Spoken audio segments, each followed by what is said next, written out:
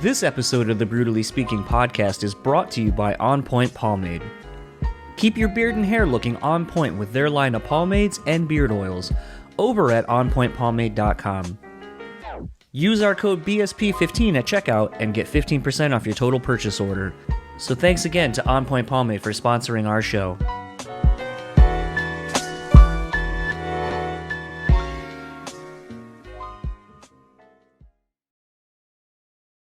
This episode is also sponsored by the Bean Bastard Coffee.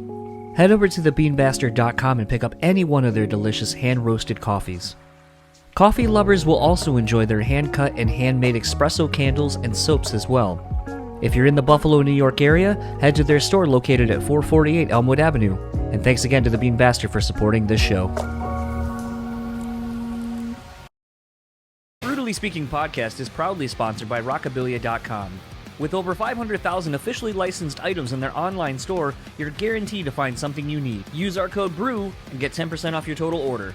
Now on to the show.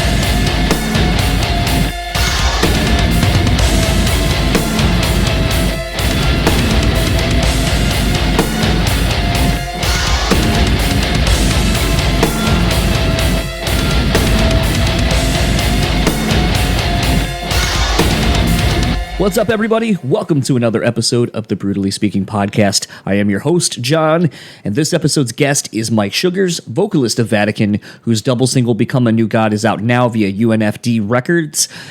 This was kind of a fun chat, very loose, as a lot of them have been as of late, and we go down some really interesting tangents. But the thing that was kind of interesting about this band to me initially was I had heard of the band as they've been around for a little while now. And this is the first, set of music that the band has with Mike on vocals, which I didn't know initially until kind of doing some homework. But it was honestly the band's visuals across social media and just kind of for the video that really struck me. It's a really interesting kind of, cyber technological, I don't know, I'm kind of fumbling for the words right now even to come up with it, but it's something that was just very visually striking, and I noticed that visuals were a huge part of this band's new album release or launch at this point, or single launch, whatever, and it just kind of really struck me as interesting because to go so bold right away with your visuals and basically going to be what everyone is judging you off of, whether, it's even the new Vatican logo and how it kind of is like a little bit more digitized kind of looking.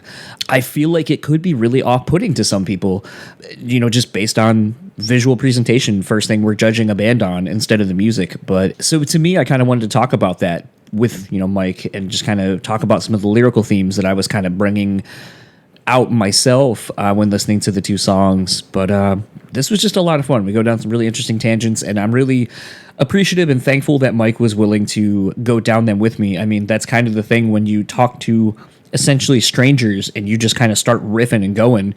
You don't know that the other person's going to be like, yeah, that's a thing you just said and did, or if they're going to kind of be on board and kind of go into the trenches with you. And that's really been a fun thing lately in doing some of the podcasts that I've done. I'm really excited to share one with you coming up. It's kind of a mind fuck, like just how we started it and where it went, and then kind of being like, I think we're done, sort of. Maybe a part two, I don't know. But what I do know is this Bell's Tropical Oberon is actually really fucking good. Hold on a second. So, for those who may not live in the Michigan area, I'm not entirely sure what the distribution is for Oberon. I know that it's a pretty big fucking deal around here. It is basically the classic Oberon, which is just a wheat ale that Bell's has made for many, many, many, many years. But they have been expanding what Oberon is. They have like a habanero wheat ale Oberon, and this is basically just a newer take on the Oberon family. It is a wheat ale with mango, guava, and passion fruit, and I was kind of hesitant at first as to how this was going to be, but I definitely have to say it pours really great. I'm just drinking mine straight out of the bottle, and it really has the guava and passion fruit. Like, I was expecting those to kind of be more of the back-end flavors, like very subtle flavors, but surprisingly, that's more of the upfront flavor I get with a nice wheat ale base on it. It's pretty light drinking affair. It's like a 5.5%, I believe. 5.8, I'm sorry. And yeah, it's stupidly drinkable. Probably my new favorite Oberon, because I'm not really a big Oberon fan of just the plain Oberon. It is kind of, the bubble has been burst, we'll say. But with all of that said, I'm going to enjoy the rest of this beer, and I'll talk to you guys on the other side of my conversation with Mike Sugars of Vatican.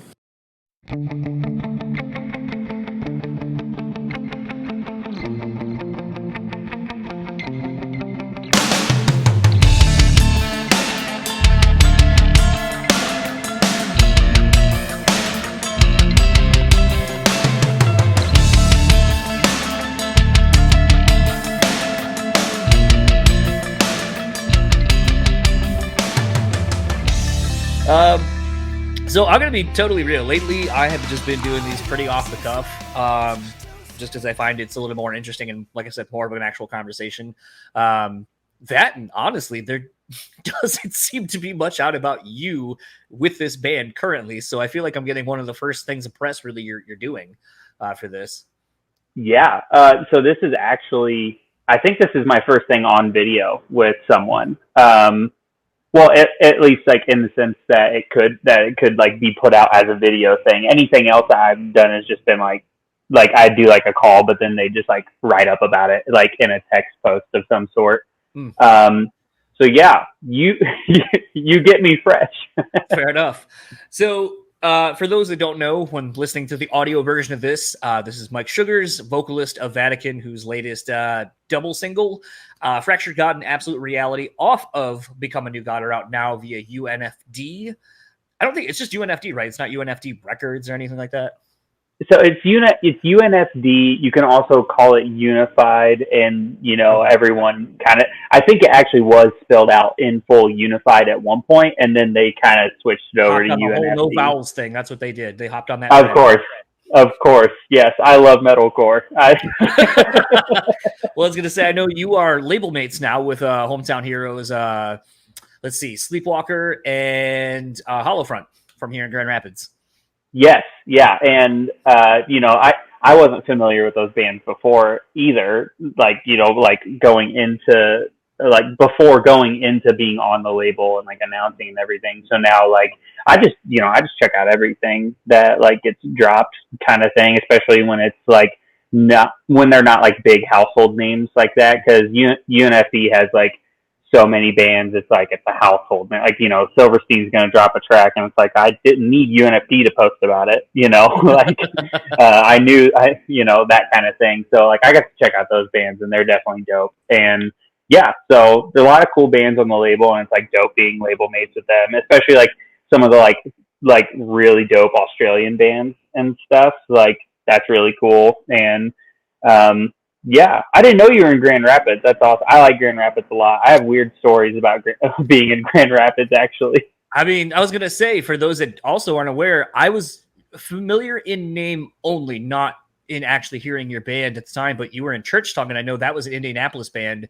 and you guys used to play with a lot of like my friends from here in Michigan. I even want to say you played with either possibly No Life or turning into Heartsick out of Lansing. Yes, I recognize the second name. Yeah. Well, they changed their name roughly around, because I think you guys Church Tongue was around in like the around 2012, if I'm not mistaken, 2013, somewhere in there.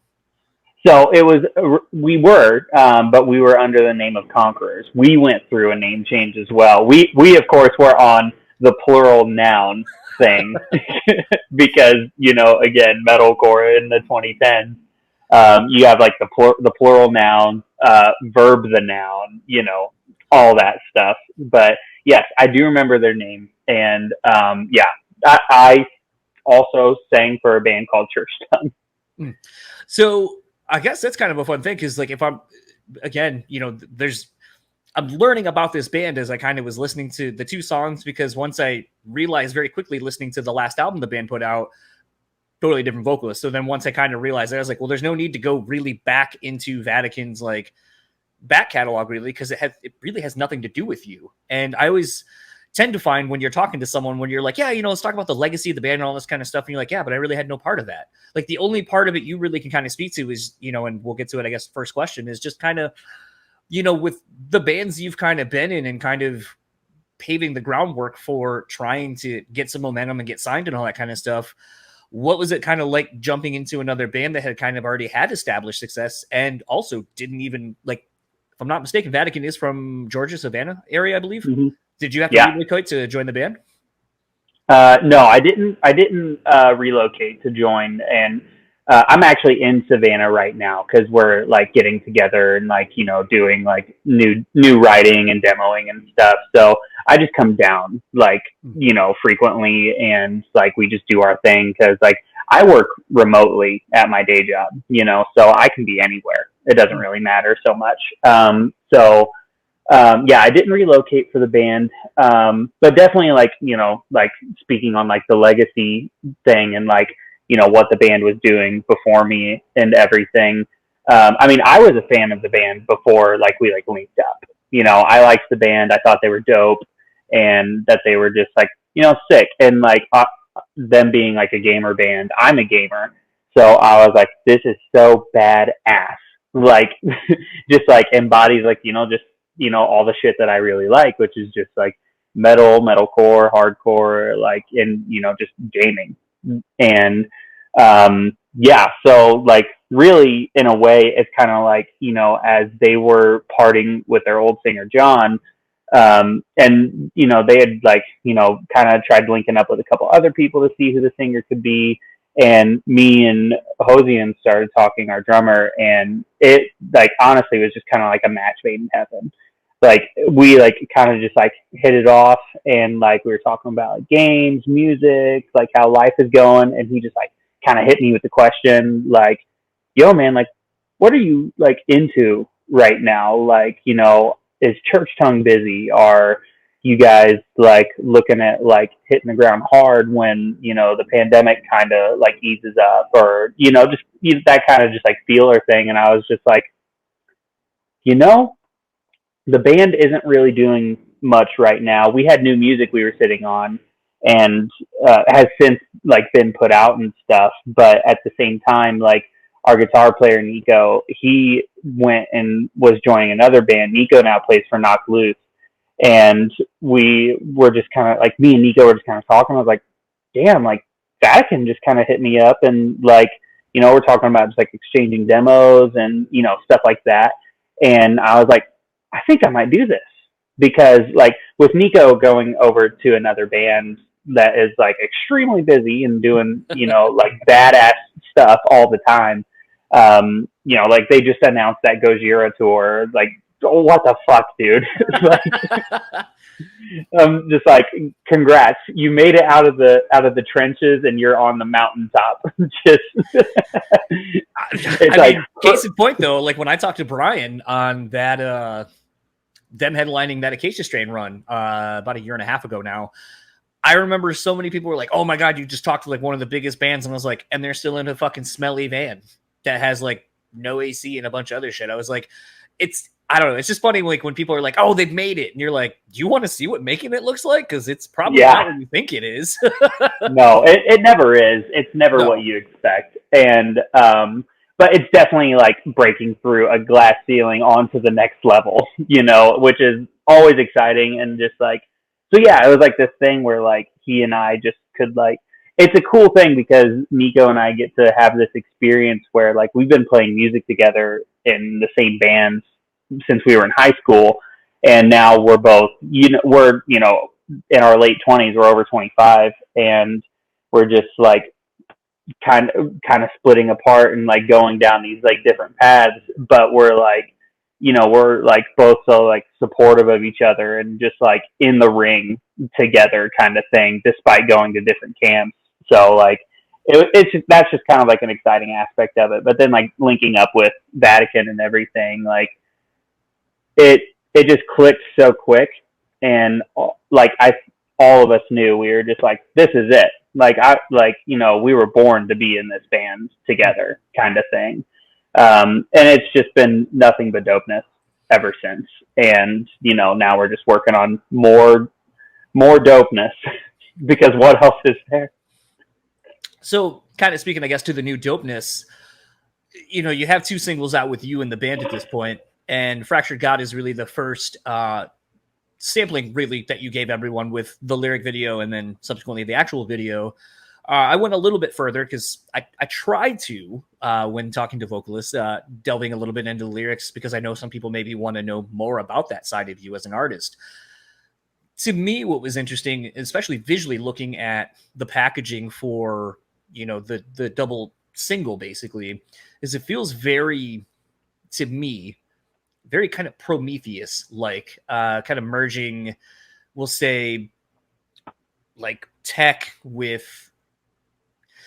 I'm going to kind of go more of the lyrical side of this from my Prometheus vibe of just kind of finding out that in Prometheus, and spoilers, I guess, if you've never seen Prometheus, that basically we're all like failed experiments of our creators, and that we just kind of were left as like this failed mistake to just roam the rest of the world and be. And while we may have thought that we were meant for something more, like there's just kind of this wrestling with your purpose and like the world around you. And I know that may be like my own shit I'm putting onto it, but what inspired the lyrics to especially Fractured God, since it's the one, that we're talking about first? Yeah. First, I just want to say, like, I think it's really cool, like, listening to like what people got out of it, and kind of like they're just like, this is kind of like the vibe I'm getting, kind of thing. And it's funny that you mentioned Prometheus. And that's just cool. And not far off of my like original mark. Really, like what we were kind of referencing, or I guess more so me, is I was looking at things such as like, I grew up on a lot of stuff like Ghost in the Shell and, things of that nature, and like Hideo Kojima and Yoko Taro games and stuff. And like there's a lot of those existential things that are brought out often in those games, and just like those narratives. And you're very much like on the mark in the sense of like these kind of like failed experiments kind of thing, or like kind of like the whole thing I guess I was really trying to like speak to is like failures of man, or the failures of humanity kind of thing. And really just like thinking about things that aren't great, or things that like are painful about being a person, especially when it comes to like our forgive me for going full Joker pilled, our society.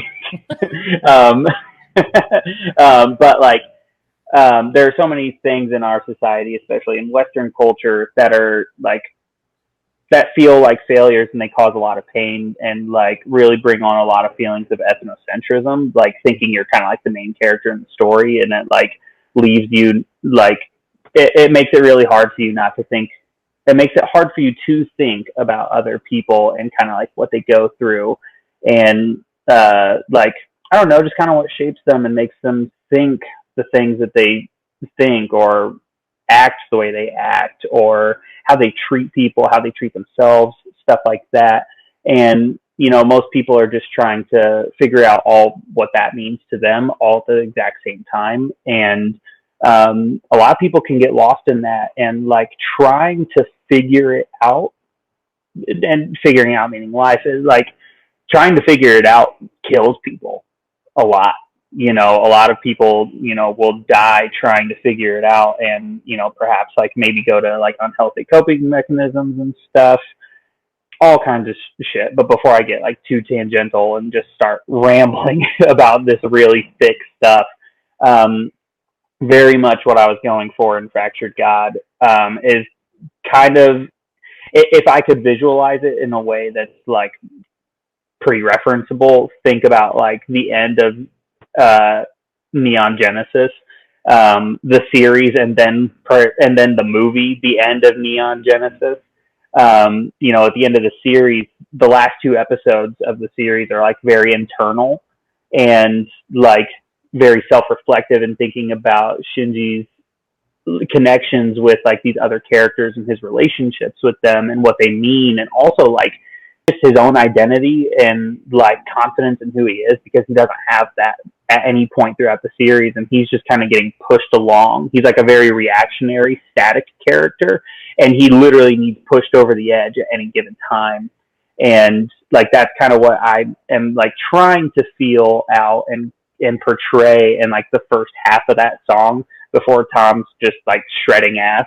And it's like this very internal thing. And I say, first line, like, I have withdrawn from the vessel. The idea is like trying to separate yourself from what you perceive is you, and trying to more so figure out what you really are, like what your true, I guess, essence is, your true self. And again, like kind of speaking on how like those kind of things can kill people. And then on the back half of the song, I actually more so switch it up lyrically, intentionally trying to make it more of like a physical manifestation and something that can be kind of painted visually. So you come back to that same line, I have withdrawn from the vessel thing, and I'm actually more so everything from that part of the song on, I try to like represent that more so as like what has happened previously, which is like internal. From this point on, it's actually happening in the physical.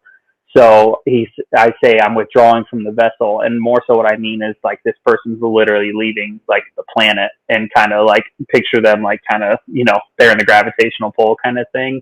And I say things such as like seething over an ashen sky and stuff like that. Like this person's watching the earth, which has been his vessel throughout, the universe, and watching it essentially just be destroyed and remade in front of him, which is very much like the end of Neon Genesis, the movie. And it's all kind of heady, and I don't know if I'm smart enough to be writing about it, but those are the kind of things, I don't know, I guess I just think about that shit. And I think they're important to think about, especially like in the sense of like, while this person in this song may be trying to figure out themselves the whole time, like the earth is kind of just like burning, and like other people are trying to do this as well and struggling with that. It's kind of funny. This isn't necessarily the tangent sort of I'm going to go on here, and isn't really what you're talking about, but it sort of is as far as the like how you're trying to find you and your purpose and all that kind of stuff that you're saying.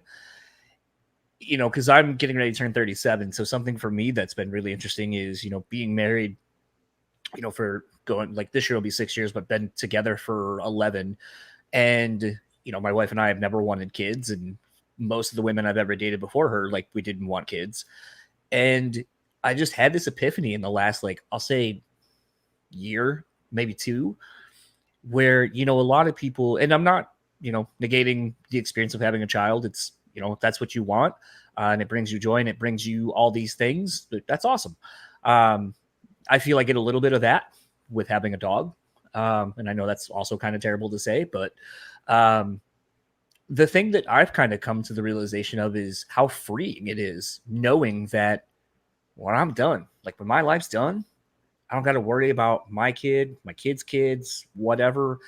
I honestly don't have to care about the world that I leave behind, because leaving it behind, there's nothing that I get to live this life the way I want to. And the only person, in theory, as long as I don't like destroy like, a nuclear reactor or whatever, and it just, implodes the fucking world. But like, as long as I don't do things like that for the most part, the like environmental footprint or whatever that I leave behind is going to be so minuscule that it's like, it doesn't matter. And it was so freeing when I kind of had that revelation where I was like, I can just live my life, and when it's done, it's done. I don't have to be concerned with anything else. And it's so weird when you kind of have this like almost like, man, let's just fucking live life now. Like, like it's a very weird thing to kind of realize when you just like realize that your own purpose that you've kind of realized isn't this bigger than needs to be thing. And I feel kind of bad for people who this sounds so terrible, kind of want more, I guess. Like, I want more, but I want more experiences for me, so I will have lived a full life. I don't need to live a fuller life for somebody else, or for generations down the road. I had actually read a article the other day, and it really pissed me off because of like what I just said to you. And it was, and I haven't had the chance to research the validity of this. Like, I don't know if it was just one op-ed piece or whatever, and there's no validity to it or not. But it was talking about how we're running out of people to take care of our elders, basically, because the people who are like myself, when we get older, well, now we don't have kids to take care of us. And then now they're like, well, now we need other people to help support these people who are, senile or whatever. And I'm like, that's not fair to other people. It's like, you live the life you did, and I'm sure those people don't want to be a burden either to people. And then I keep coming back to I almost said Prometheus, coming back to Midsommar, like where it's like 65, boom, you're done. Like, you pretty much are at the top of your faculties. You've lived a hell of a life. Like, people respect you for the life you've earned to live at that point. And I kind of like, when I saw that, I was like, it's really morbid. It's a really morbid thought to 65. I'm going to go to the top of, again, spoilers. I'm going to go to the top of this mountain. I'm going to jump off, and hopefully I'll die right then and there. But if not, then someone will help me. But that's it. Like, I know when my end's coming. And at that point, you'll live your life hopefully fuller because you know the end date. And yes, that is what I took away from that part of the movie. But as I just kind of keep coming back to it, it's just, again, I feel like if you know that, like, I guess you just know that it's a little bit more freeing, and almost like you're saying, like, the chrysalis of sorts at that point, you get to become the thing you want to become versus the thing maybe you're expected to be or people want you to be. And I think that's also like going on to more societal norms, traditions, and so forth, and all these things that have been long ingrained into us. Mm-hmm. So yeah, like I said, I was kind of picking up on a lot of like these little things, but through my prism of like, this is what I've been going through the last couple of years, and I'm just kind of skewing these lyrics to be what I guess how I wanted to interpret them. Yeah, no, and honestly, I think we're kind of on the same wave right now, and I think you definitely get it. Welcome to the brain. But no, I definitely feel that so I'm getting married in September, and those are things, me and my fiance talk about, and we, talk about like, do we want to have kids one day? We are both like getting closer to 30. What are our expectations? What do we want?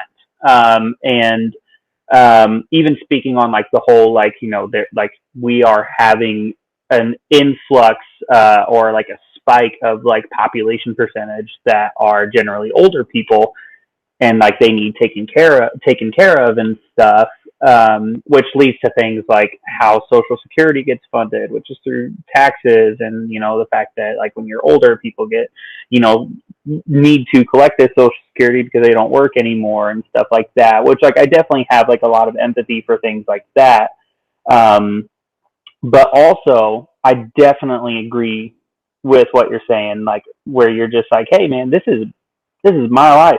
My life is my own, and traditions and kind of like weird generational expectation to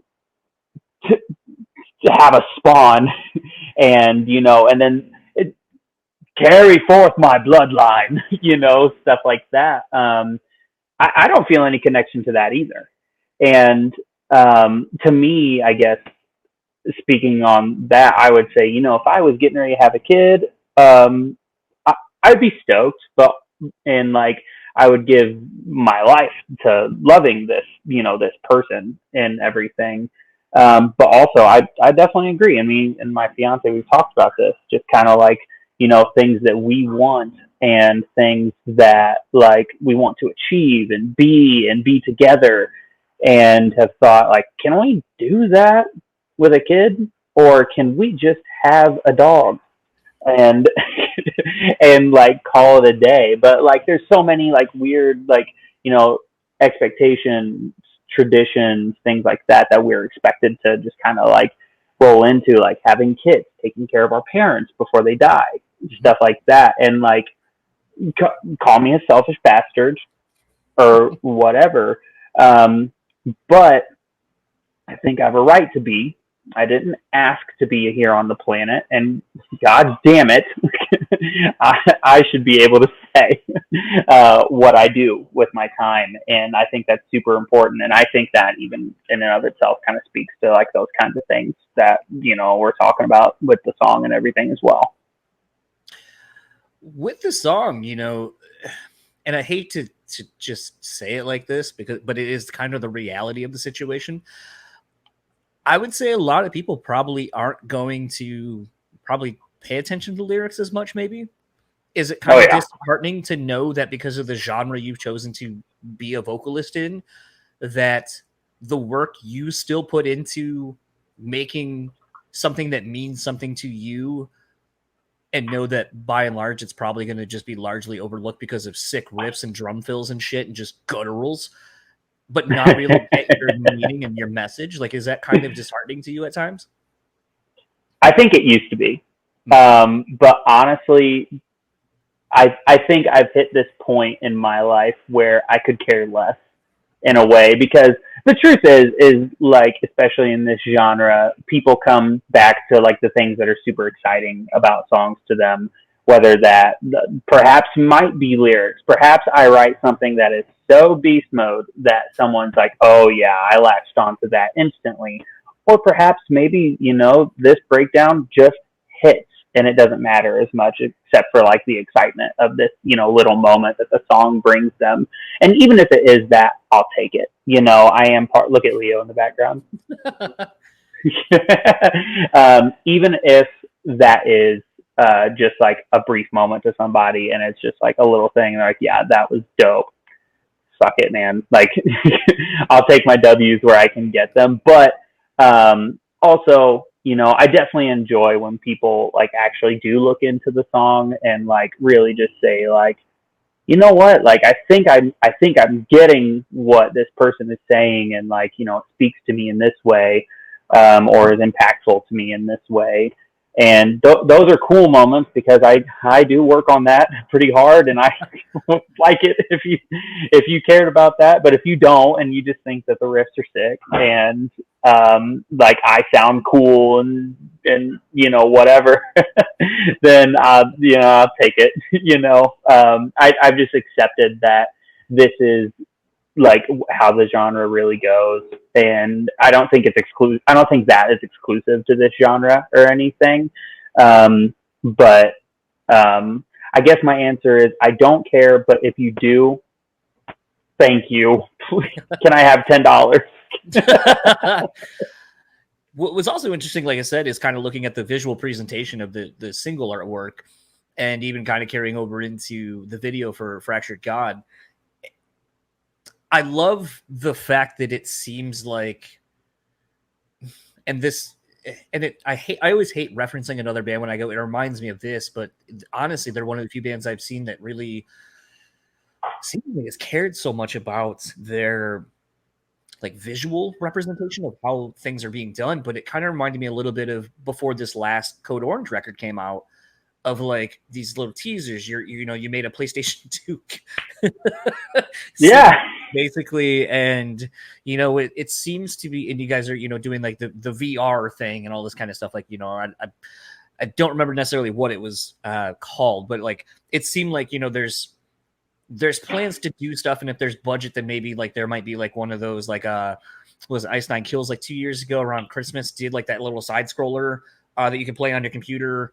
Yeah, remind me a little bit of, and Deftones just re-released it for the 20th anniversary of Wet Pony, the game when you had the CD-ROM when you could still play CDs in computers, and there would be Mm-hmm. extra like enhanced content on there. They had a little Pac-Man game where you're the white pony going away from all their heads trying to eat you. But it seems like, you guys are kind of at that point where like you're maybe thinking broader strokes and bigger than just, oh, we're putting out a new single. Go pre-save it on your, DSPs or whatever. Like that, Yeah. there seems to be a lot more going on. Is this something that, and I don't want to say you have like records planned out, like we're going to do this, then we're going to do this, then we're going to do this, then we're going to do this.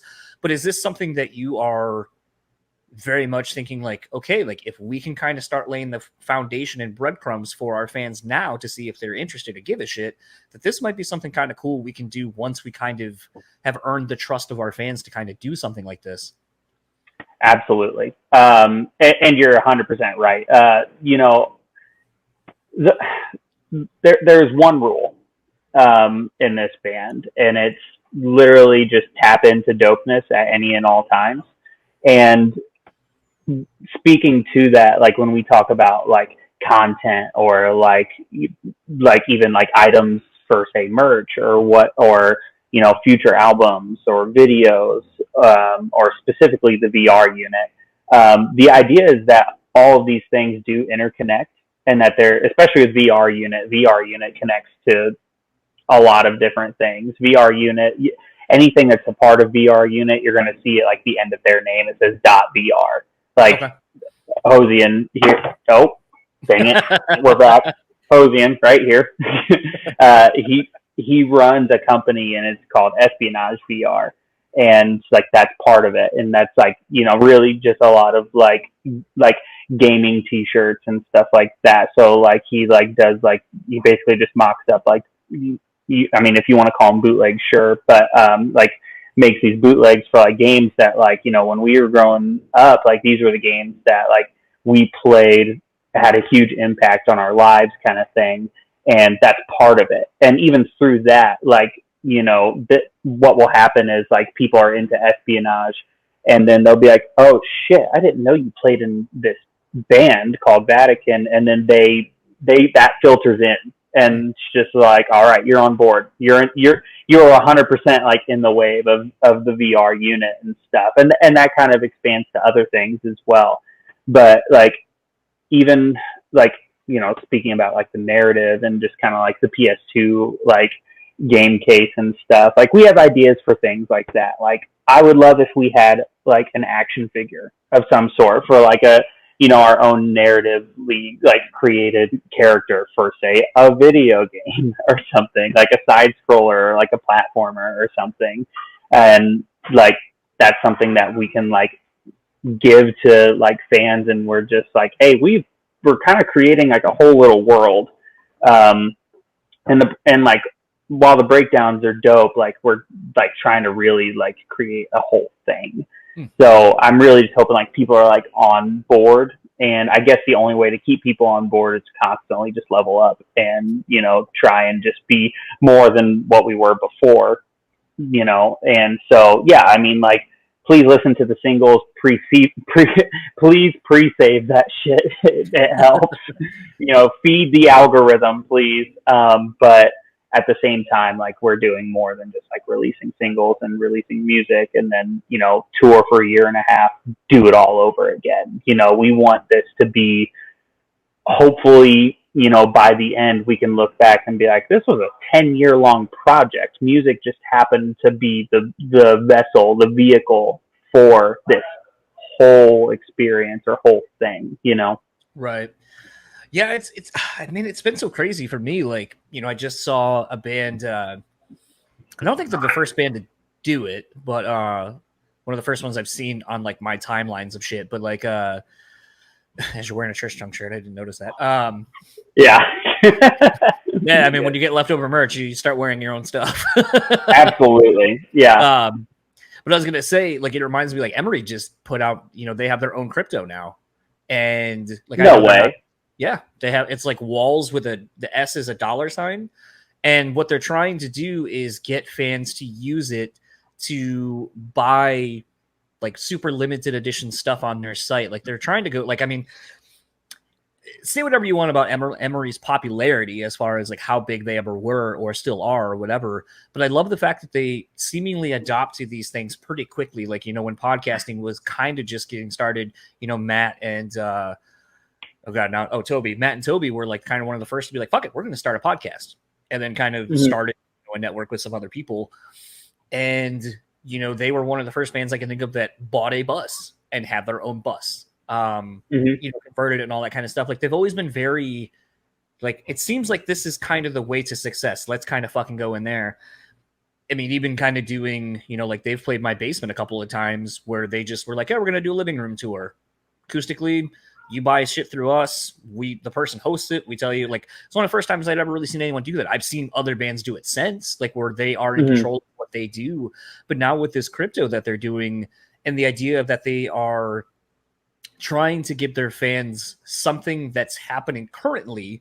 And I'm sure they're going to make some sort of a profit off of that as well. I don't really understand how crypto works personally, but the idea that they want it to be used on their stuff to make fans be more actively engaged and participating in what they're doing, I think is really cool. It's a different side to it that I've not seen. It's not like we created our own crypto. You all need to buy it. So it raises up and becomes worth something. So then we can then sell it and then make money off of you. Or we all stand to make money off of this thing that we've, you know, kind of bootstrapped together. But it doesn't necessarily seem that way. Like I said, it seems more fan driven, as is most of their endeavors.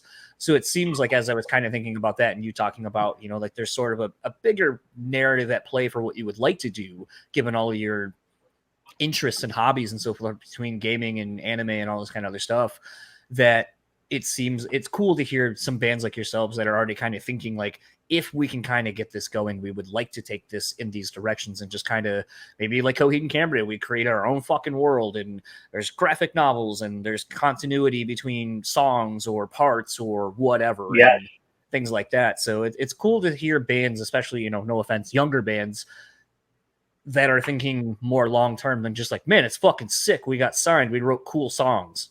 Yeah. Yeah. No, I 100% agree. And yeah, I mean, that's such a good reference to like Emery and like their whole community and like fan base that they have just sustained for all this time. It's hard for a band to do that.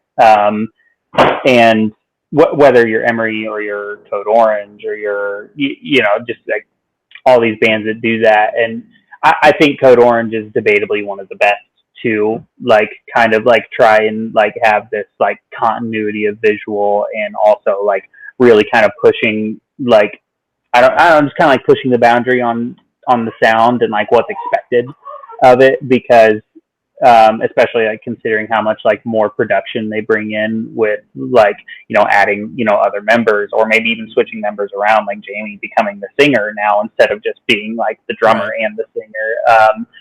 But at the same time, like, I don't know, maybe like you hear about bands, while I get tangential about Code Orange, but you hear about bands that like try and like introduce like more like industrial like production noises and stuff. And I guess you immediately kind of just assume like you kind of have an idea of what that sounds like, you know what I mean?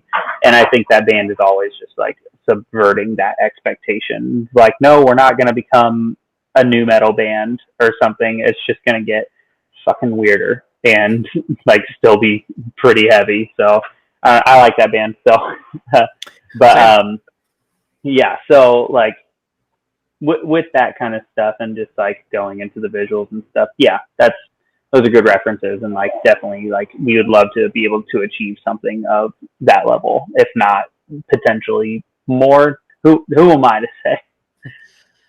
This is probably a very dumb question. People who are going to listen or hear this and be like, that's a fucking stupid question.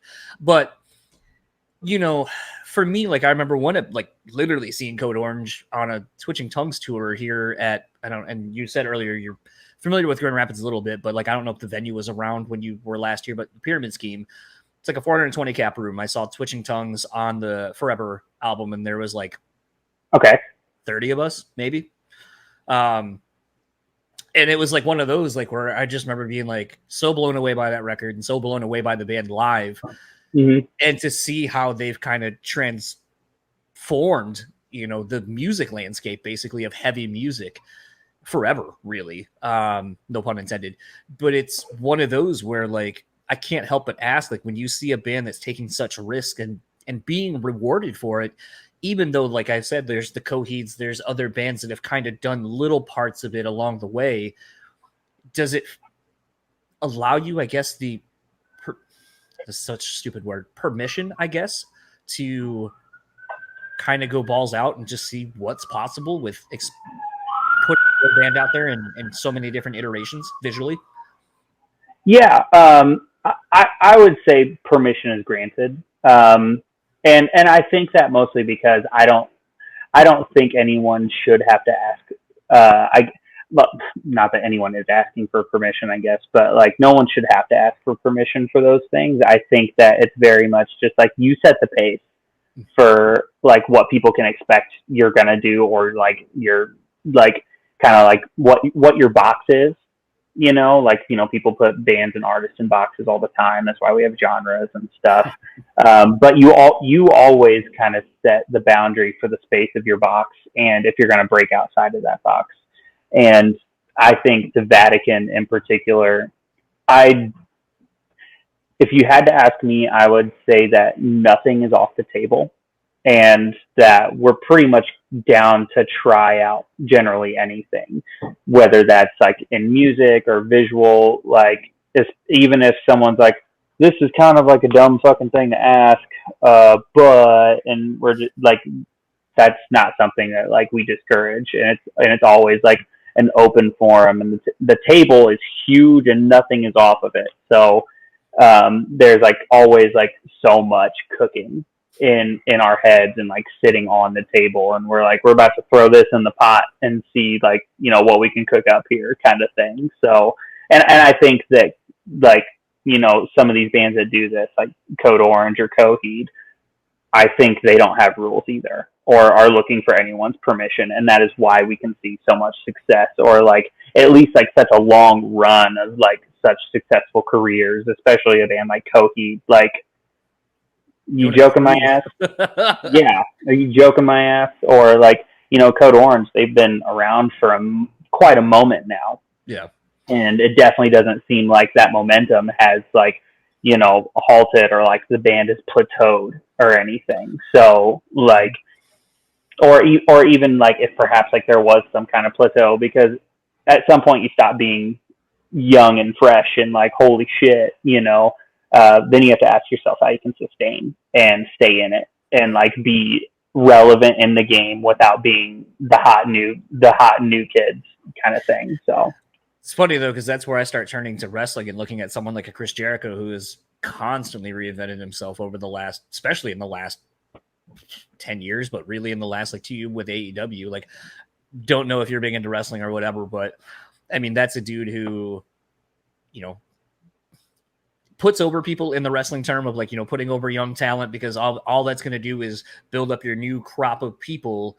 I mean, it's essentially what Josta always says on his podcast, where it's like, you got to put the ladder down to the younger bands to help them climb up, because eventually your career is only going to go for so long, and then you need to help those other bands go. Or in the case like the Case of Strain and Knock Loose tour, I remember when talking with Tom and Vincent before the show, he was like, I remember telling Brian, and then when they're like, hey, thank you so much for taking us on this tour, and he goes, at some point, you're going to like return the favor and you're going to bring us out. And they were like, oh no, we're never going to be that big. And he goes, and look, here we are a couple of years later, and they're bringing us out. And like, that's how you got to do it. Like, you got to like support what's coming up, support the old stuff. And then somewhere you're kind of in the middle, kind of either climbing the ranks or whatever. But like, it's about a scene in a community and kind of helping evolve the progression one way or the other. Like, you know, paying respects to the old scene, but also kind of bringing, you know, giving a leg up to the new, in hopes that like everything just kind of keeps rising collectively. But you know, like, we're just kind of like, or I should say more say me, I'm just in this like weird position where, you know, almost 40 years old now, been listening to, you know, I look at a band like A Day to Remember, and their last record that they just put out, I was like, not for me. I see it's like doing so well for them. It's opened even more doors than had before, which is shocking to say, because like, I remember first time hearing For Those Who Have Heart, or even, you know, reason and being like, what the fuck? This is like the best heavy band with like the best pop vocals I've ever heard. Like, this is exactly what I want. I love nothing more than disgustingly heavy shit with a really great pop sensibilities to it. And because I'm a product of the 80s, like almost even my 80s metal was popular, literally popular. Yeah. Music. So, and I was trying to explain that to someone the other day. They're like, oh, you like really like, that's why you like metalcore. You like pretty things. I go, I'm a product of like poppy metal. Like, yeah. So like, of course I'm going to like that shit. But it's like I said, like, I realized like that's not for me. I didn't like it. I thought it was lazy writing to me, but it's good for them. And if it's going to allow them to go from the decent, like couple thousand cap rooms to now playing small theaters or bigger, and they're able to do what they've always done, which is put together a really fucking great bill of all kinds of bands while still getting to tour with a band like, a Blink-182 or whatever, then fuck it. That's great. That's great for the scene because you know what? I'm not going to be that jaded metal elitist guy who's like, well, fuck that band because they're not like playing 300, cap rooms anymore and they're not my friends. Right. No, like that's stupid. And it's just weird though, because all of this is so new. You look at a Code Orange, like you said, their moment has been going a lot further than I think a lot of people expected them to. But I look at it, I'm like, yo, cool, good for them. Keep pushing it in all these other ways and keep incorporating stuff that was happening first time when I was like 15, 16 and getting into heavier music, because maybe people don't know about a band like a Biohazard or don't know about a band like, the new metal scene or the old hardcore scene, and you're introducing them to shit like that. That's dope, because now that gives us an even platform instead of the elitist platform where it's like, well, I stand on higher ground because I know this band was around first and you weren't. And it's like, that's not how it should be. But I think it sets the bar for all of you. And I know, again, long-winded tangent. I know this sets the bar for you as a band and as a band person to look at a trajectory of something like that and go like, okay, man, like I love these things. But when I was coming up, there weren't bands doing that. So I didn't know how to fucking do it.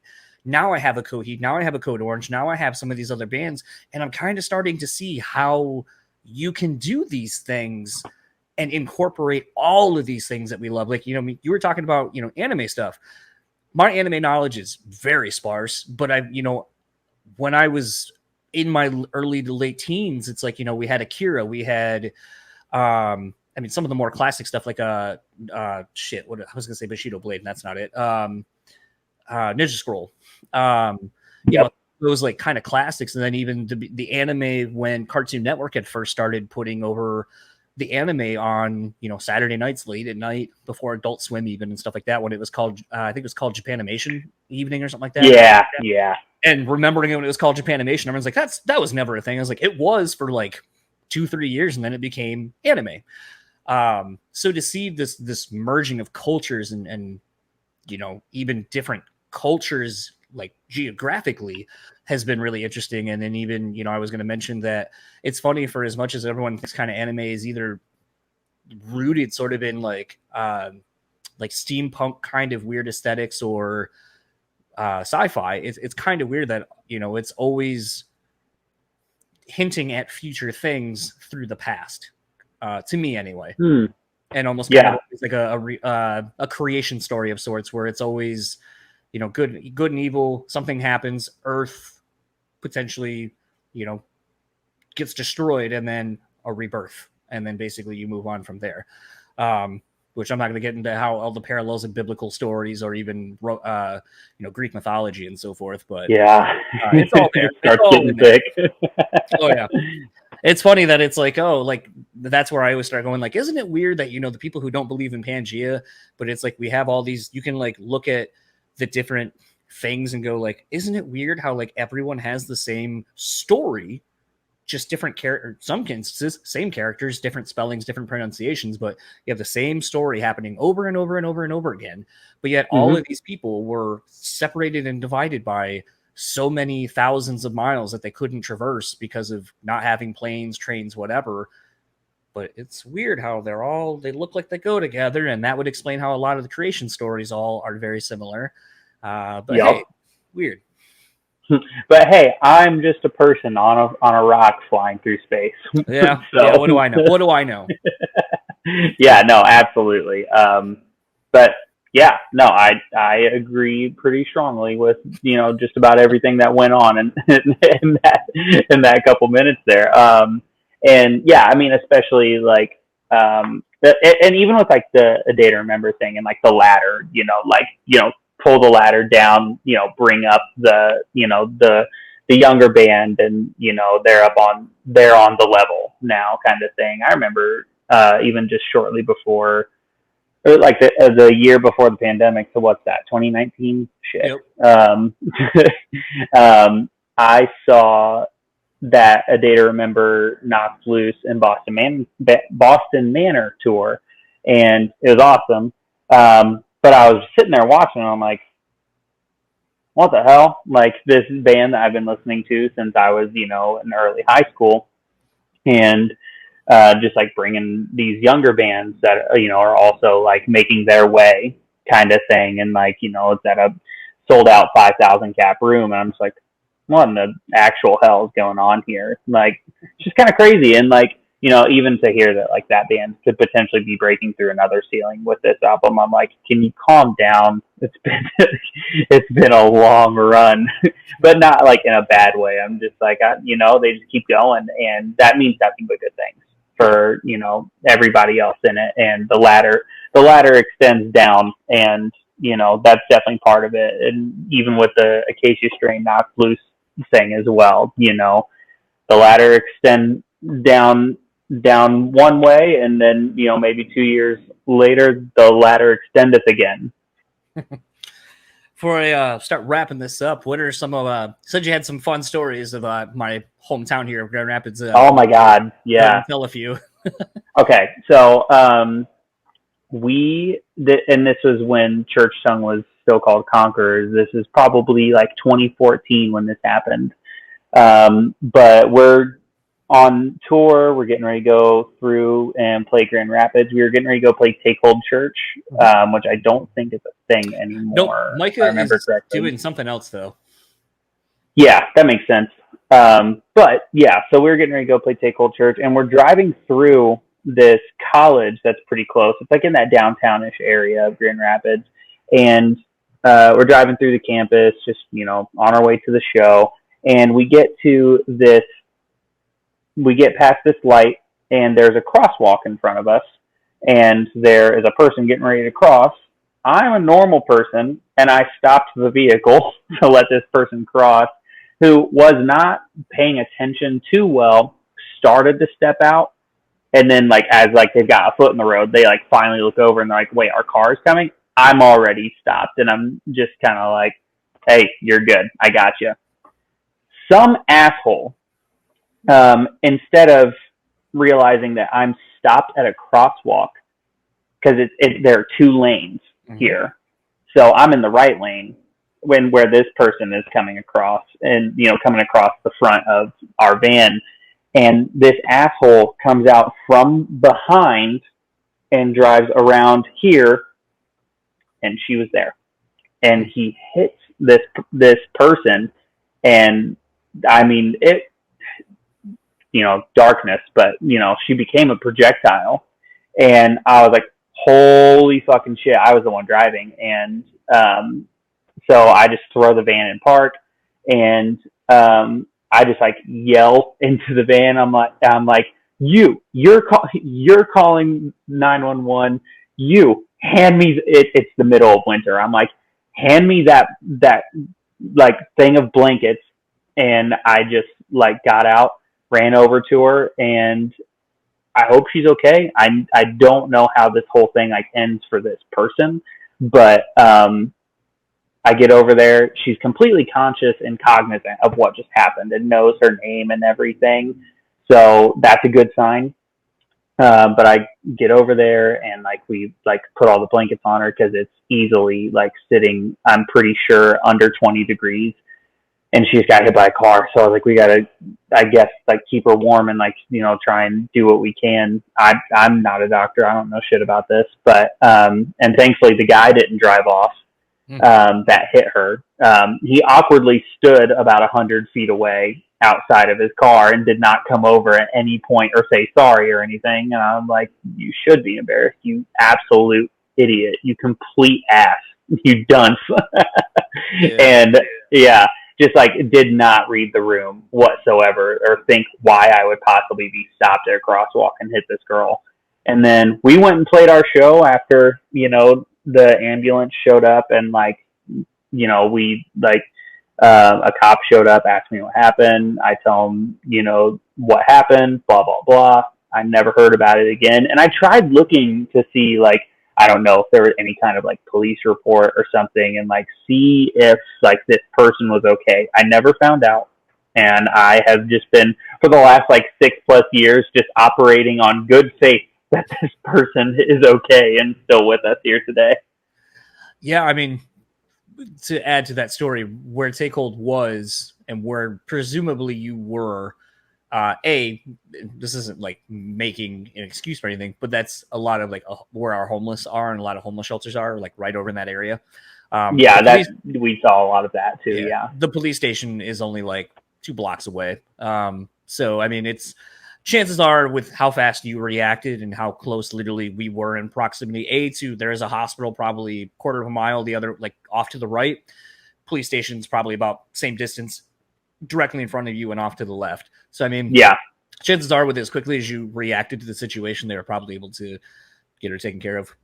That, and I can't imagine a car, could be completely wrong, but I can't imagine a car being able to go from behind you and then quickly not going to get more than like probably 20 miles an hour, which I'm not saying that that's still not like, I wouldn't want to get hit by a car doing 20 miles an hour, but I'm just saying like, thankfully, like just laws of physics probably on the side that favored her not getting too terribly hurt, but like definitely would. I mean, my wife, because we just got the electronic scooters here, and I was riding one, she was riding with me, and my best friend was like riding behind her. I had the right of way. I crossed, and there was a car waiting at like to turn right onto the road. Actually, not too far from where that happened. And I went. Dude pulled forward, like basically hit my wife, but like didn't do anything. Like barely went. And it was one of those things. Like he didn't get out. He was like, "Oh, I didn't see. And it's like, well, I mean, how did you not hit me? You saw me. Like she was literally right behind me. And then like we picked her up, and he didn't like. Again, didn't really. He was just like, "Oh, I see." And then he was like, "You all right?" And we're like, "Yeah, just get the fuck out of here, dude. Like, just get the fuck out of here." Yeah. And as we, picked her up and kind of made sure she was okay, my buddy was like, I had the same thought, and then my buddy vocalized it. He was just like, "Man, I'm really glad he didn't just like start driving to like out of fear of like hitting her, because like she was under the car, like, and he had like a Jeep." And then I was like, the same thing. Like, man, she would have been really fucked up. Dude would have been like panic and just taken off. So as you were telling your story, I was like, oh no, I hope that person didn't just like keep going forward. Like I hit something, I didn't see where it went, and then just went, Yeah. And well, thankfully, even if that were the case and they didn't slow down, the way it worked is like they caught her with like the front passenger corner of the car. Okay. So instead of being shot straight forward, she was actually shot like back to the right a little in my lane. Okay. So they didn't even have the option to like follow through with like speed and act and like, hit her like a second time while she's like laying on the ground. But yeah, I mean, I assume based on everything that she most likely lived, I guess I hope that she didn't get like permanently like fucked up from that. And either way, I hope that whatever bill was possibly paid by insurance or whatever, I hope it paid off the rest of her tuition. She was definitely a student there. But I hope it paid all that shit off, because you got to get something out of this. Waiting for that to be another Vatican song down the road, some way, shape, or form. Lyrically. Getting paid for getting hurt. And then I don't want to end it on a sour note. Is there at least another more positive experience here in the town, or no?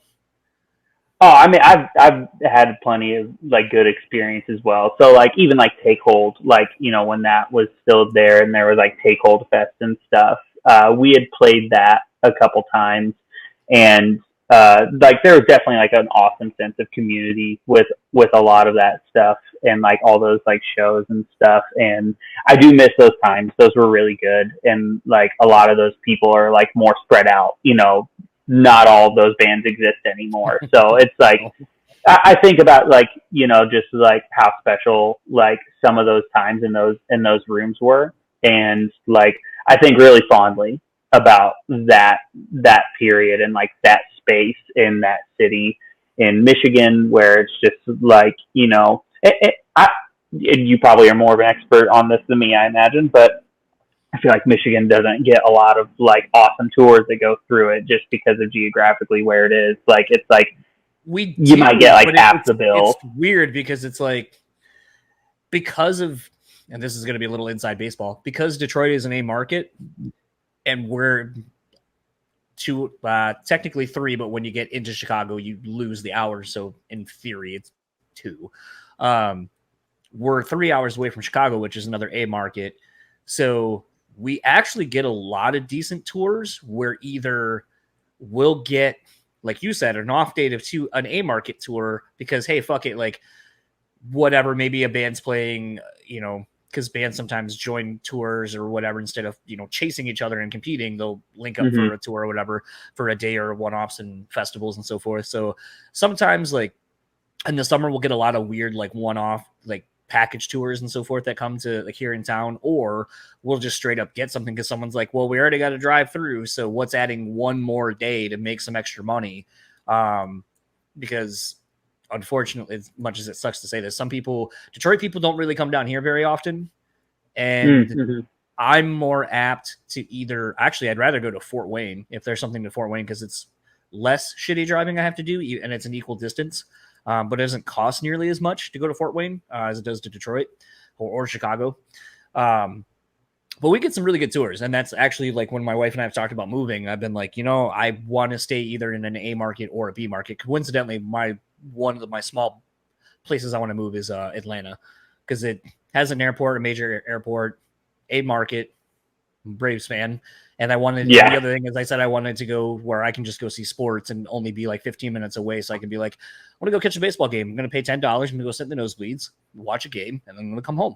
Or same with football, like where it's not like an all day excursion to go watch a game and support, major sports or whatever. But all of that aside, we get some really good tours. I sometimes get bummed because like being so close to Canada, you see a lot of the Canadian tours that are really rad that are still 6 hours away from here. But I mean, everyone complains. I mean, I just was watching someone in the Facebook group on Glassjaw complain about how Glassjaw doesn't come and play where he plays or where he lives. And I was like, dude, I've seen Glassjaw once here in town, and that was on a used tour. And then the other times I've seen them, I've had to go travel to go see them. And I was like, if you give a shit about a band or you care that much about music, like you'll make the effort to go. I don't know. Like, I mean, I've never lived somewhere where I had to drive like hours and hours and hours away. Like there's straight up nothing coming to me. Like, that was something Jeremy from Earth Girls and I talked about. Cause I'm like, dude, you live in North Dakota. What kind of a fucking scene do you have? Oh yeah. And he drives to shit. Yeah. And like, yeah. And I was just like, I mean, dude, there's like nowhere for you to go, like to check out shows. And I'm sure no one comes to you. So sorry. Yeah. And I feel like fans are just fickle now because they have everything at their disposal. Like I said, people might complain that I've talked too much, might complain about the background, might complain about whatever the fuck they're going to complain about. And honestly, like, I've gotten to the point now where I'm like, I did the same thing. I was on YouTube watching interviews of my favorite bands or bands I wanted to know more about. And then I'd see someone squander what I thought was a great opportunity on asking stupid questions. And I'm like, I could do better. So then I did. And I think it's how bands start even where it's like, man, I like this band.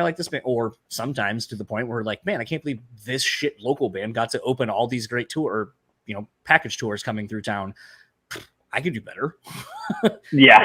And it's almost like the ego inflates you enough to like get you there for a little bit. It was like the motivating factor of like, well, I can do better than that. Yeah, for sure. No. And, it's either stuff like that, or perhaps maybe someone's just like, I'm not really hearing this right now. I think I want to try and make this, or, stuff like that. But yeah, so, I mean, yeah, it's good that like you get like cool tours that come through and stuff. And, I mean, Midwest life is you're probably going to drive anywhere. You'll drive like easily 1 to maybe even up to 5 hours to a good show sometimes. It's like a lot of good ones don't come to your area, or like, the markets aren't that far. from each other. So you can like really kind of just like make it a thing, you know, and just make it a little trip out of it. Yeah, I mean, I'm going to Atlanta this Friday night. A friend of mine and I, actually, Alfonso from Heartsick, and I are driving from Lansing to Atlanta. Oh, nice. This weekend. All that aside, though, where can everyone find you and whatever else you would like to plug online? Yeah, I mean, you can find Vatican on Twitter, Instagram, Facebook, if you still use Facebook, you know, whatever. But yeah, everything's Vatican VR there. And also, you know, on things like on our Instagram and our Twitter, we also have a quick link that can take you to our Discord. Really cool spot. We just like, you know, chat, talk with people. You know, it's not like a fan exclusive thing. We just chill. And we also have other people just like come share their projects and stuff. So even if it's like, hey, I just kind of want to do like a little community thing, and like we always talk about games, anime, movies, whatever, or hey, I'm working on like this music here, or you know, stuff like that, and everyone's just there. We support each other, stuff like that. And then also we have our Twitch channel, Vatican VR, you know, Twitch. You know, we usually show up there on Thursdays. If we are streaming that week, it's been a little slow streaming lately. We're like preparing to record and stuff. So, but yeah, we plan on like even like streaming here like pretty soon, just like chilling, playing games, talking to people, shooting shit, stuff like that. Tried today setting mine up, and there's so much of that shit I just don't get. Like, I know nothing about it, but I'm there for it. Yeah, today, like, because this can go to a Twitch, and when I get everything all set up, I'd love to do it there. But unfortunately, like, I'm more of like a voyeuristic person where I like go interact with other people on those things, but I just can't figure out how to like. Today, like, it was like, oh, you can download these skins and put it over, and then you got to set up this scene and add all this shit. And I was like, okay. And then I'm like looking, like, and I even literally just to make it like easier to figure out how to do, I downloaded the skin that the dude was using because it was a free skin for everything. And my shit didn't look anything like the dude's on the screen. I'm like, oh my God, I've been so dumb with this. Like, I just don't get it. Like, I'm at the point, and it sucks because like I probably can't afford to pay someone what it really should take, even though in theory, I'm also like, you could probably build me a Twitch thing. Like, I'll give you all my login. Like, you build it for me. Probably would take you like an hour. But like, you might be like, yo, man, I'll be like $600. I'd be like, no. Like maybe like 150 I'll give you to like build that for me, but like, and then, you know, I'll just take over my logins and stuff. But like, it's like I want to be a part of it because I feel like that's kind of the evolution of these kind of things, not only for people like what I'm doing, but like what you're doing. You know, I see so many band people on there now, and just like, you know, them hanging out with each other, playing video games, doing whatever. Like, you know, I'm definitely love my video games, you know, sitting right. Oh, I actually got it right this time. I'm usually bad at the opposite thing. There's my Xbox One X. So, I mean, it's like, I'm into like nerdy game shit too. Like, I just can't get everything to fucking work correctly. So I'm just like, I'm just playing my video games by myself. I don't feel like having the internet make fun of me. Yeah, for sure. Yeah, no, I feel that. And yeah, I mean that, especially like bands playing together and stuff. I've seen a lot of that too. I think this pandemic time is just kind of, everyone's just like, fuck, miss y'all, let's play games together.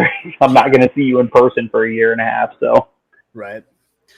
Well, thanks again for taking the time, and hopefully see you out on the road sooner than later. Yeah, absolutely. I mean, if we, you know, come to like Grand Rapids or anywhere close, like, dude, come out, let's chill. So that was my conversation with Mike Sugars, vocalist of Vatican. Again, their double single, Become a New God, is out now via UNFD Records. You can actually pick up a pre-order for the 7-inch of the two singles. So if that's a thing that you're into, go do that. There's only 250 released worldwide, I believe, if I read that correctly. This is a really fun chat, kind of went all over. Definitely got a little bit spacey there, talking about, like, right away, talking about the, like, Prometheus vibes I was kind of getting lyrically from, you know, their singles, and just kind of exploring some of that, as well as even, you know, talking about, you know, his and the band's really love of anime and video games and all these kind of things and all these influences that they're drawing from to present their band visually in. And to me, I love when people aren't afraid to take risks with what they're doing in their art, let alone musically, but also creatively in the visual medium, as well as just ancillary things that you may not think of when you're looking at it as a consumer. But it's just really cool to see a band really get just kind of pushing the boundaries of what is possible to do with your band across all things, and to even hear them say that we would like to do more visually, whether it be an action figure or a graphic novel or whatever, or just a continuing storyline, even a video game or whatever. Like, to hear that they're already thinking of those things is really exciting, and has me hoping that you, as a listener of this conversation, or maybe of the band itself, will hop on now and just continue on down the road with the band and just see where they go and what they do, because it's exciting. It's exciting to know that a band has these ideas, and waiting to see how they unfold over the time of album releases and just getting older, I guess. So this was a lot of fun for me. I'm really glad that Mike came on and bullshitted with me for a little over an hour. The way we ended it with that story of the lady getting hit, I mean, that was fucking wild. And the thing that was wild to me about it is I know exactly where that accident took place. So it's like, as he's telling the story, I can kind of like close my eyes and be like, yeah, dude, I totally know that crosswalk. Yes, there is that other lane. Oh my God, I've almost seen people get hit right there too, myself included. So like, yeah, it's just kind of wild to hear a story being told the first time, but actually have it be somewhere where I live and have a frame of reference for what it is, because usually that is not the case. So all of that said, wow, just what a wild ride. I'm going to do some due diligence, I think, and see if I can find the report and see what happened to that person or came of that situation. But yeah, what a wild way to end the podcast. And speaking of ending the podcast, I want to thank Mike again for coming on. If you would like to follow Vatican, it's Vatican VR pretty much everywhere. The only variation is on Instagram, where it's Vatican.vr. And if you would like to keep up with the band, just simple enough, go to VaticanVR.com. I didn't see any Instagram for Mike himself, but just follow the band. That'll be everything you need to know. BREWspeakPod.com. That's a landing page for us. It's where all of our episodes are housed. It is where all of our sponsors are, some of our friends' podcasts and so forth. And speaking again of the podcast sponsors, want to thank Rockabilly.com. Use our code BREW, get 10% off your total purchase order. On Point Pomade, keep your beard and hair looking on point. Use our code BSP15 and take 15% off your total purchase order. And last but not least is the Bean Bastard Coffee. Go over to thebeanbastard.com, pick up some delicious coffee from those guys. And if you're in the Buffalo, New York area, go check out their brick and mortar. Go support those guys and gals. And for the BREWtally Speaking Podcast, I am John. We'll see you next week, where we have our conversation with Nathan Mowry of Kind Punk Films. We'll talk to you then. Oh, that fucking sucked. Shao Kahn, what'd you think? That was pathetic. Yeah. Yeah. Coach, what'd you think? Fucking embarrassing! Okay. I mean, I knew it was gonna fucking suck, but I think those guys were a little rude. Austin Powers? How about new? Okay, I thought we were going to get the Austin Powers vote. We did not. John, use that for your podcast. It fucking sucks. But you knew what you were getting into. It will result in less listens. You're going to see a decline in listeners if you start the show with that. You're going to see 30 seconds in, the number will plummet. And I will be there at the bottom of the plummet saying, I fucking told you. Don't use this fucking riff. It sucks.